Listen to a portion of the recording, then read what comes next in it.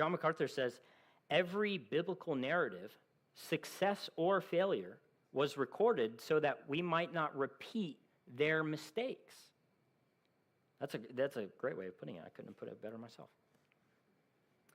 Romans 8:28. Everybody loves this passage. And we know that God works all things together for good to those who love God, to those who are called according to his purpose.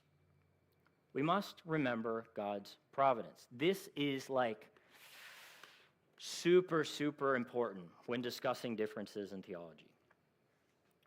If this truly is a brother and sister in Christ, then the Lord is working in them.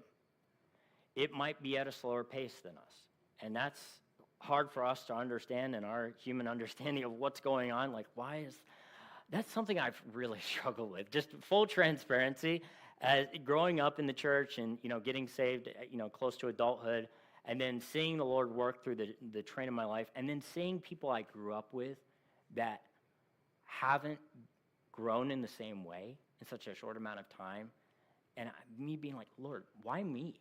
Why are you giving me an extra measure of grace to grow when this person I've grown up with is not growing at the same rate? I think that what that has shown me is really the Lord works in other people's weaknesses for us to have compassion and love towards our brothers and sisters, really.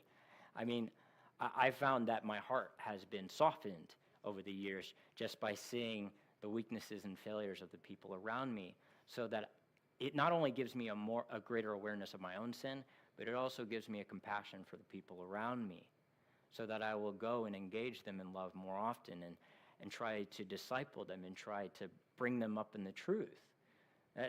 That's something we can only do if we are having a compassionate, Christ-like, loving demeanor towards the people around us.